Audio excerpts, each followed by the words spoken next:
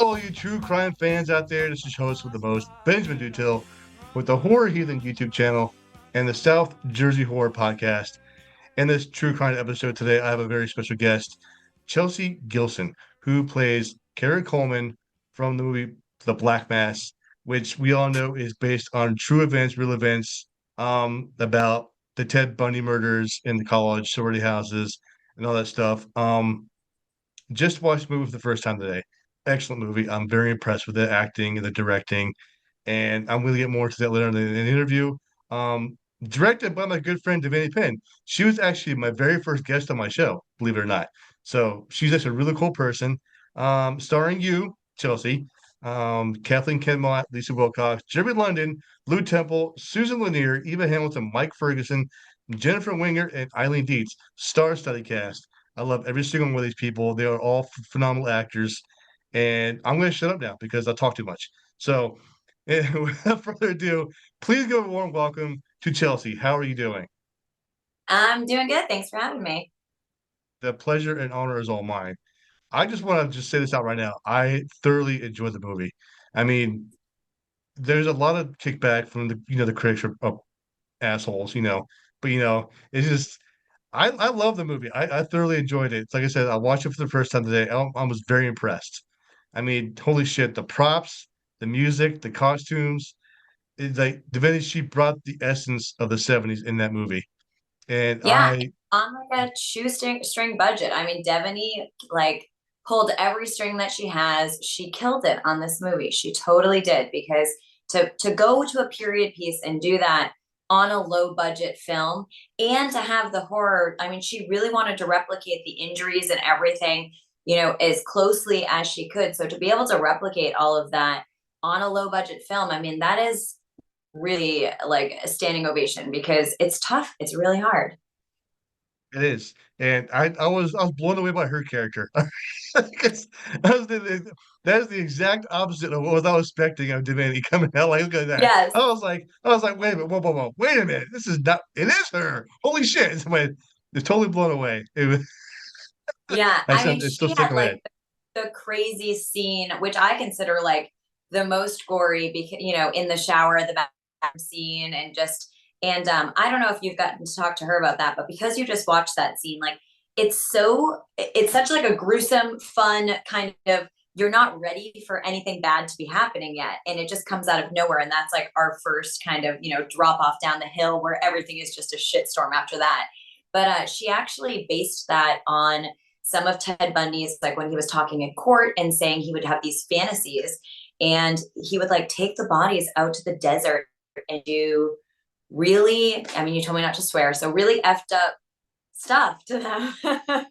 You would do really messed up stuff. And that's like where that idea was born. And geez, it's like that movie is like kind of a fun ride in the sense that you're like, oh, cool, it's the 70s, and like, oh, look at all like the styles and the car and the, you're kind of like having fun, and it's so voyeuristic that it's like a little, creepy but still fun. And that is just like the moment where just it's just crazy after that. It's kind of like that's the big gory moment that sets us up for the rest of the movie. And I thought like that was, yeah, she did a great job with it. It was such a fun, crazy, messed up scene. It looks like the movie was fun making. I mean, I started watching movies. I'm watching the opening credits. I'm like, dude, this is gonna be awesome. Just by watching listening to the music and the opening credits. I mean, she went there. She Yeah. captured the 70s. Yeah. And it's phenomenal how she did it. I need to ask her how she did it, but or what her process what her thought process was. I mean, Right. I was captivated. I was blown away by this Yeah. movie. So And like, and we had an original soundtrack for it. Like everything was like, like really wanted to feel like the 70s. And I felt like you got that. Like when I showed up to set every day and like put those clothes on, and, I was playing somebody in real life. We didn't use her real name, but it was a real survivor of these attacks who had to testify against Ted Bundy. And so it's like, I would be like listening to her testifying when I was driving to set. And because she had like a little, it was shot or it was took place in Tallahassee of these murders, and she had this like little southern drawl to her, like it was just a little bit, and she would kind of come up on her words, and she kind of had this like really cute, and she was like just I mean, such a powerful presence on the podium, but I kept listening to that, trying to her voice because I wanted to really, do justice to it. And then I would get to set and I'd have this voice that I'd be kind of working on, and I'd put the clothes on and we'd be in this house and every detail would be the 70s. And I'm like, wow, they just really did an amazing job. And the thing about that movie too is like the whole set had to be set up because it's shot voyeuristic. A lot of it is like looking through the windows. It's like Ted Bundy's point of view, so it's the killer's point of view. So him glancing through the windows, we're just seeing he's seeing.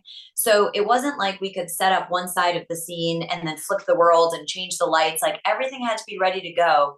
And we just had to get these giant long scenes into place. And it was really, I assume, I direct as well. And I just can't even imagine because so many characters, such a big cast, and trying to give, pay homage to these victims who some of them are still alive. Like you want to not, and I think Devaney's whole thing and what made me really want to work on this project was like, for once, we're not glorifying Ted Bundy. It's not like, wow, he's so hot. And like, we're not even seeing him until the last frame, really, of the movie. And it's like every other movie is like, what a stud. Like, look at Zac Efron playing, it's like he's glorified. And he wasn't in this movie. It's like really about the victims' lives and how he robbed the victims. Yeah, absolutely, I agree. I mean, I'm a true crime junkie because of I have a master's of criminal justice. So I did a lot of digging around in serial killers. I had to write a thesis on a serial killer for my capstone. It was a choice between Ted Bundy and I can't remember his name, but all the murders that happened in Atlanta during the 80s. Um, but yeah, of course, a lot of students picked Ted Bundy. I'm like, well, if there's like 30 students in my class and 29 are gonna pick Ted Bundy, I gotta pick someone Yeah. else. I'm like, you just messed everything up for me. Thanks a lot, assholes. Then I gotta pick someone else. So Wayne Williams, that's who I did it on. I don't know if you ever heard about Wayne Williams, but his I shit, what I happened to him. didn't. So you must So be pretty obscure because I consider yeah, myself not an aficionado, but like when you're in this world, like I usually do like one horror film. I already filmed my one for this year, so I just filmed it in South Carolina. But I usually do like one or two a year, and I love the ones that are rooted in reality. But this one was really real because some of the victims are still alive, and it's just like that felt like an extra weight to this because I'm like, somebody like she could watch this. Like I wanted, portray it real and not have it be gimmicky or have her be something that she wouldn't, I hope she doesn't watch it, but that she wouldn't feel comfortable seeing. exactly. I get it. Um, I'm going back to Wayne Williams. Like they reopened the case 40 years later in Atlanta. It was a cold case. Then 40 years later, they tried to open it up and reinvestigate what happened. Unfortunately, all the results were inconclusive, which really sucks Wow. because Wayne Williams was supposedly going around killing children in Atlanta. So Wow.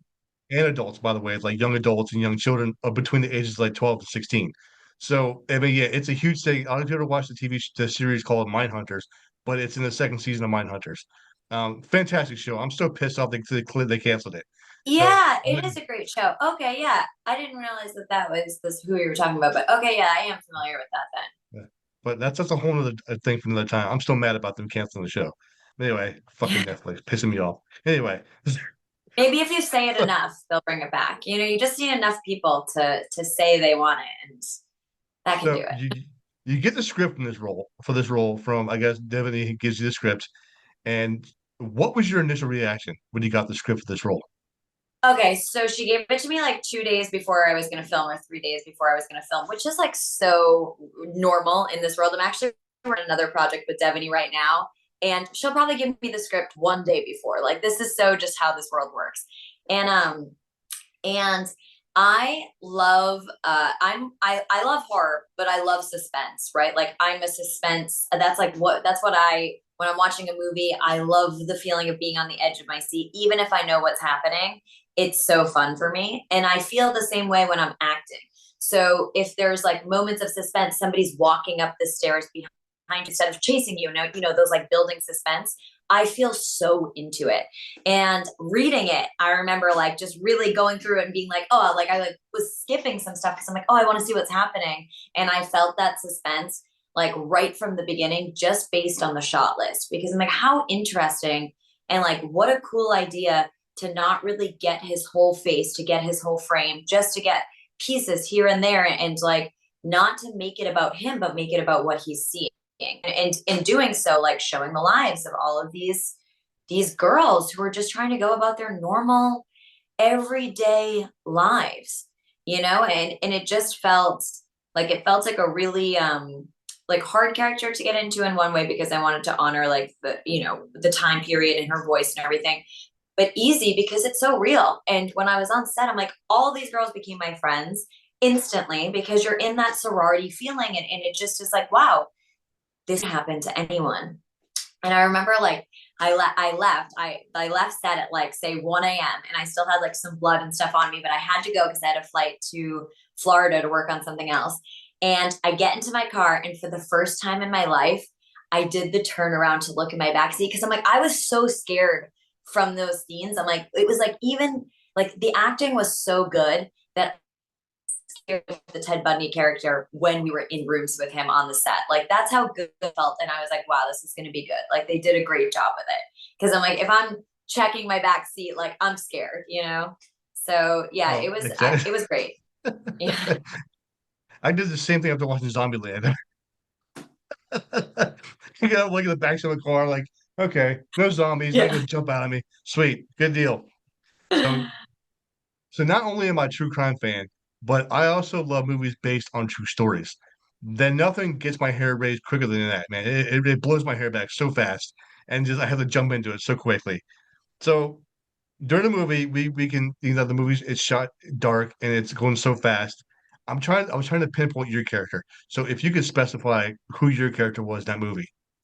Okay, so Karla Coleman is her name, and again, that's changed from the character I was, or the person I was portraying in real life. But she has got these big glasses on, and she's totally in her 70s vibe. But her storyline is she is like at the house with all the girls, and then she has to go to dinner with her parents, and then so she misses going to the bar with everyone. But she's in a couple scenes where she's like, best friend with the girl who runs the sorority. And then we see like the first kind of slow motion, a little bit like fantasy from Ted Bundy, when she's like touching and folding her underwear and things like that, is like the first time that we realize, oh, his mind is not, he's not a factual source in this, right? Because his mind is distorted in this reality. So we like first really focus on her there. But when she comes back to the house, he sneaks into the room and first like bludgeons her roommate, and then turns and bludgeons her. And the like what happened to her in the movie is factual to what happened. So like a big hit to the jaw, which dislocates her jaw, a big hit to the shoulder breaks her collarbone. And when at like kind of towards the tail end of the movie, when somebody's getting pulled out the EMTs are pulling somebody out in a stretcher, that's my character. And she was so bloodied, and she also is the one that crawls into the hallway to like, that everyone sees, but she's so bludgeoned and bloody that they all thought she had been shot. They thought it was like somebody had been shot her in the face. And that's like based on like what the girls had said too.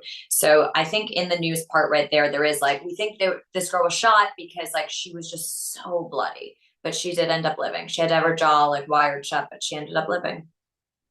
I bet that was super intense too. I mean, just to relive that act of violence. I mean, It was hard. yeah, It was like okay, so usually horror movies are so fun. Like I just worked on one in South Carolina where like I there's somebody like I'm fighting with somebody, they cut off my ear, they end up killing me. Like it's so fun. We're taking photos the whole time of how like, there's blood everywhere. Like it's just always the gore, and the stunts are always so much fun. And we always take so many behind the scenes. We're laughing between takes. Like it's always a blast. This did not feel as fun because it was so real that these girls lived through it. So it just had this feeling for me of like actual terror, like dread and terror. I was like much more quiet. We were like much more respectful for what we took photos of and posted. We weren't like laughing as much between those scenes. Like it was dark on set. And that was the first time I had worked on something that felt like that we actually was like, wow, it feels deep. It feels heavy. I know. I mean, Trust me, I know. It's just I was like, I'm a war veteran, so when I watch movies about wars and battles and shit, I get my body just it starts to get rigid. I get Right, petrified, and right. it's because it's there, and I had this ominous feeling behind me, like, oh shit, something's gonna happen. But I get where you're coming from. I mean, I know exactly what you're talking about. So to be in that type of situation, knowing that you're reliving this act of violence, it had to be scary. I mean, Yeah, as you said, it was it's just one of those days like fuck, okay, do I really want to do this? But then you're questioning you're questioning yeah, yourself, like, do you really want to do this? yeah, But you did it, which is fantastic because like I said, I love the movie. It's like I've read all the case files about Ted Bundy and all the court documents and bullshit. And this movie, Devin did a really good job. Just she nailed it to a T with this movie. Everything was yeah. so all the everything was factual. I mean, I have nothing to contest about this movie because it was done so well. Um, I felt the movie was very authentic, and I was very impressed with it. But do you believe it felt authentic to you as well? I do. I do. I think Devaney did an amazing job, and I'm proud of this one, and I'm proud of her. I think it's so hard to do a movie and have it be set in a different time period. And like, God, like, yeah, like this movie could have been $1 million budget, because like the script was so good and the story so good. She made it work. And, she like totally fostered a little team. And because she's an actress first, like this was her directorial debut. But because she's an actress first, like the way she talks to the actors and just like, also, I think having a female director on a movie like this and a lot of female crew too. I think there's a different kind of way that you can talk to females in this kind of world. It was like really nice. I loved it. I loved it. It's funny because the project I'm working on with the now is like it's her first time coming away from horror, and it's like a soap opera. It's like a kind of like a soap opera. It's kind of like Entourage meets I don't know, like Devil Wears Prada, but I'm a PR agent. And it's like all about me going through the world as a PR agent in Los Angeles. And it's so different, right? Like it's such a different world. It's funny, it's quick, there's like lust and love and all these things. But Devaney is just like so dialed in to what it's like to be an actor on set, how to talk to actors, how to get what she wants. Like she just gets it. Like she's a great director. And I think you needed that for this. She was shooting on such a quick, fast schedule for this movie. So yeah, you needed somebody who like knew their shot list, knew how to talk to their actors, and could get it done quick. Exactly. I did a review on Facebook like the moment I was done watching the movie, and I all I did was brag. All I did was nothing but brag about this movie. I mean, this is what I said, and I quote. I can't quote my own language, of course. um, so this movie has to be one of the best inspirational true crime movies that I have watched in a very long time. Me being a true crime junkie, the actors performed exceptionally well in their factual characters, exceeding my expectations. Now, this is all the truth coming from me. I mean, every little detail about this movie, like it made me feel like I transported back to the 70s. It, Yeah. it's like I hopped in a time machine with Doc Brown and it just went back to the Yeah. 70s. It was great. Um, Devanny Penn's directorial debut finds a positive female spin through a negative male one in relating to true crime. She approaches the true story from a serial killer and his viewpoint, watching events play out over a 24-hour period. Other than that, it's just like other random stuff, but this movie was great. I mean, That's a great review. Thank you. We totally appreciate that. That's a great one. I also added, although the first hour the audience views everything from the killer's point of view, showing who his first victims will be, leaving my eyes glued to the screen and wanting to know what the killer is going to do next. So, drawing comparison between the horrors which are to come in the 1970s bits and pieces, it's a slow build work up, but with a horrific end. But it was such a fantastic movie. I mean, Yeah. she has. I know in her, everything was probably done methodical, Yeah. and 99% of the time, it depicted the crimes themselves, and which I thought was very impressive. I mean, Yeah. shit, I actually, believe it or not, when no one's around, I give movies standing ovations in my office. I don't give a shit. I mean, I love it. I love it. I love it. That's so, great. That's great. so I don't, are you a true crime junkie as well? I do love true crime. I'm very into it, especially, yeah, like good true crime podcast. I love working on a project that is rooted in some kind of like based on a true story or, yeah, like especially in the horror world, it's fun. But I've never worked on one like this. This is like the most to, to the details that I've ever worked on anything. Usually it's like, they're it's based on something. This felt like, nope, it was the left cheek, like left butt cheek that he bit, that, it was like so every detail. So having playing a role in this kind of movie, in this, I guess they call it a subgenre for horror now. I guess true crime is now a subgenre of Yeah. horror. So what do you think? What's your opinion on America's obsession with true crime? I think it's okay. I think two things. It's fun, and I think it can, like, I love the mystery part of it, and I think it like actually works part of our brains to try to put together things before we find out about it, or while it kind of like builds this little community. I hate when the killer is glorified, so I really don't like that. Like, I hate that the other day Ariana Grande said like Jeffrey Dahmer was like her perfect lunch date or dinner date or something. And I'm like, can we not? Like, so many people are alive who have been affected by these people. So it's just like, let's not glorify the killers and like create that as the kind of like hero of the story. It's like the hero are the people who stop these guys or figure out the crimes. Like those are the brilliant minds that can like trace this all back. And as someone who does love true crime and loves like all the pieces of these stories, like that's who I'm rooting for all the time. Like it's like that I'm like, oh yeah, wow, that was so smart that they thought of this clue or that they were able to use this. And like also the science of forensics and how much it's changed is incredible. Like that is kind of like where my passion in it lies. And so I think like the culture is really fun when it's also in that world. I get it. I absolutely agree. I mean, it's fun to learn, but also groupies are what piss me off. I call them groupies. The ones I who don't mind fall in Groupie for love like with these. for like a Freddy Krueger. Like I love like let's idolize the fake killers in movies. Like that's fine. Like I think that's kind of fun. But when it's something real, you have to like also think of the bigger picture. I mean, I don't know if you actually watched the court tapes of Ted Bundy's trial, but Yep. there's like women actually falling in love with him while he was on trial. I'm like, It's ridiculous. do people not realize what this guy just did to your country? I mean, he I know. terrorized up and down the East Coast. I mean, I and know. in Seattle, so of all places. I mean, I it's know. crazy. I mean, it is nuts. I mean, but you see, I see it a lot on Facebook a lot, and they're like, okay, John Wayne Gacy's the best, and this guy's the best. Like, do you realize what Right. John Wayne Gacy did? He killed little kids.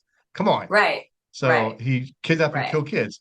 And they got the Boston Strangler, and they got all the Clovage Killer, and Yeah. all these people. And like, you people are fucking sick. Right.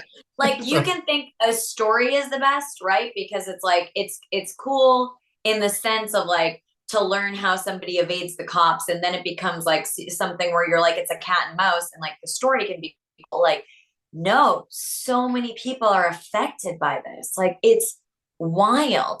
Like I grew up in Massachusetts and like I have a lot of friends who lost like family members and were from the mobsters from what's his name?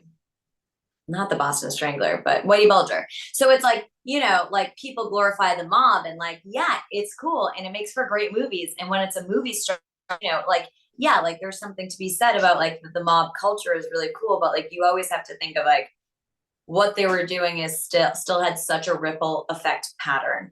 And like the damage from that is so vast. And I think this movie maybe taught me that more than anything because like this poor girl, she was like 19 and she's standing trial after being bludgeoned and having her friends murdered.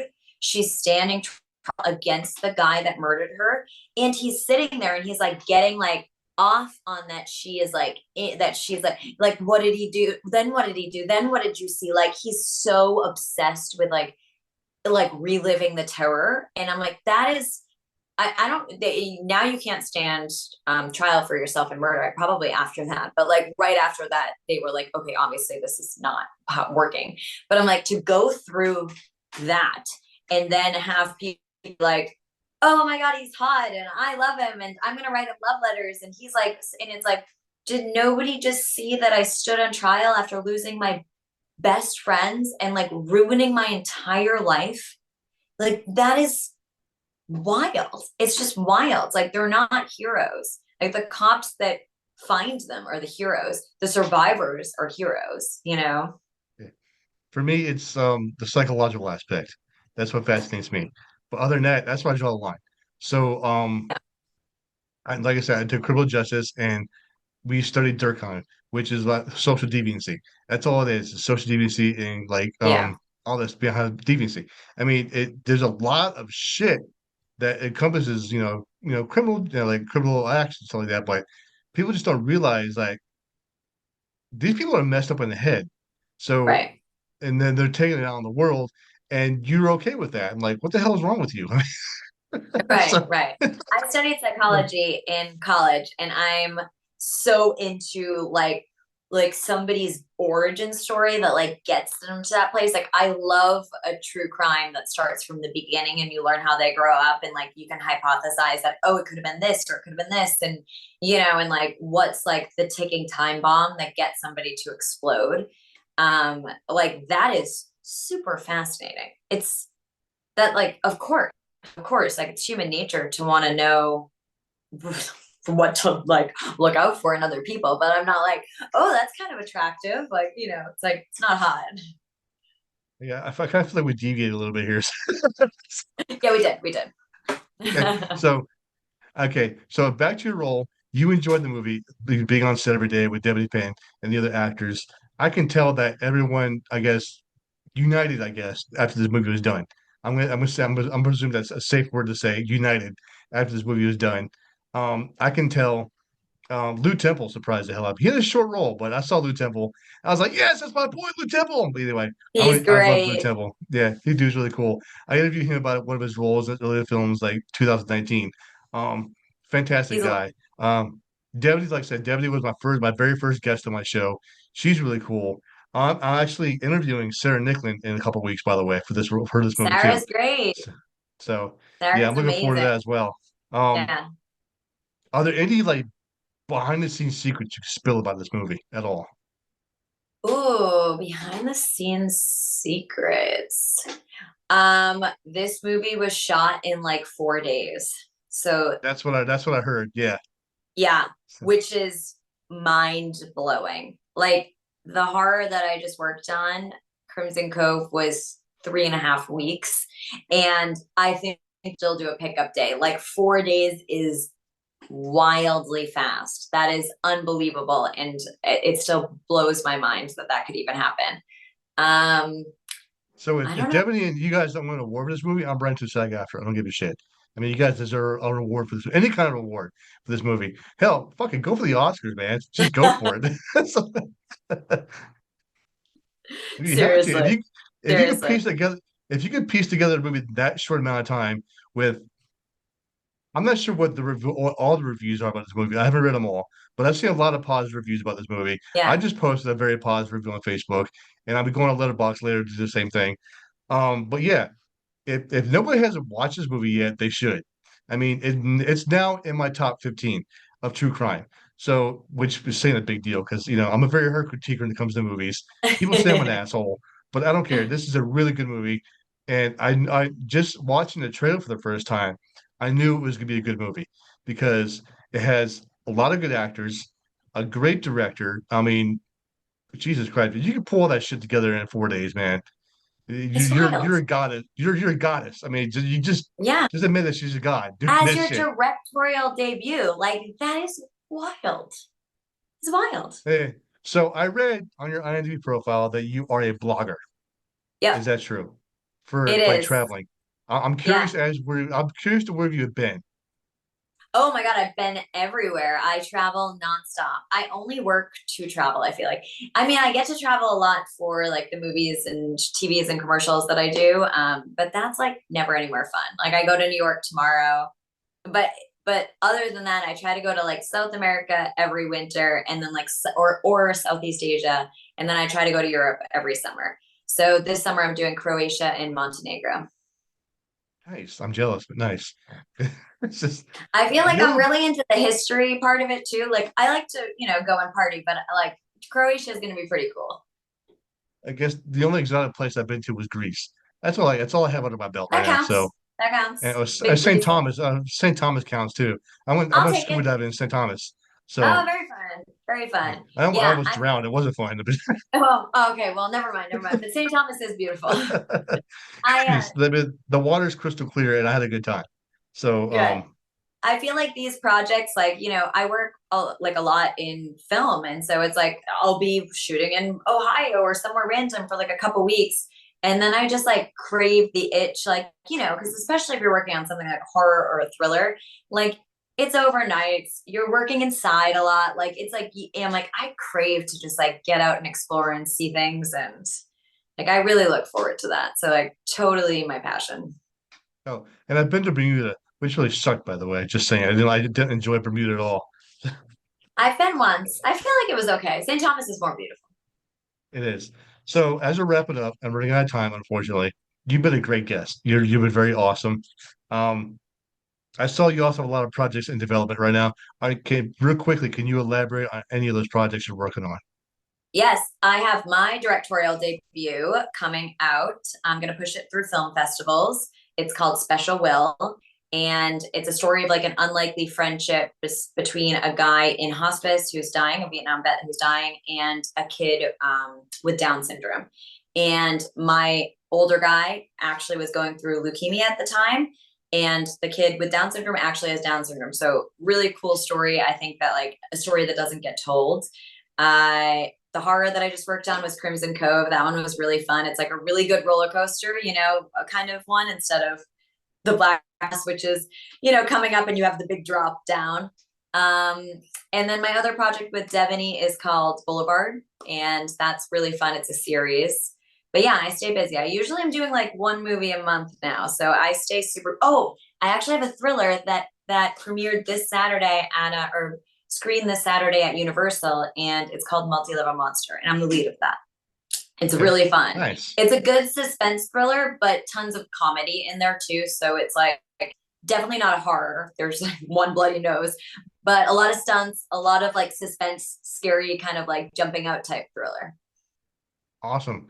So, yeah, I'm gonna put that in the description of my YouTube channel and this interview. That way, people can look out for it and take a sneak peek. So, anyway, I you've been a fantastic guest. Thank you so much for taking time out for this. I really do appreciate it. Um, yeah, and I wish you nothing but the best of luck in your career, Thank you. prosperous future, and yeah, fuck it, whatever. I don't know what to say. I'm losing words here. Ladies and gentlemen, boys and girls, the beautiful, the talented Chelsea Gilson. If you have not seen The Black Mass, check it out now. Now airing on Amazon Prime and Apple TV. You have a wonderful, wonderful week and an awesome 4th of July.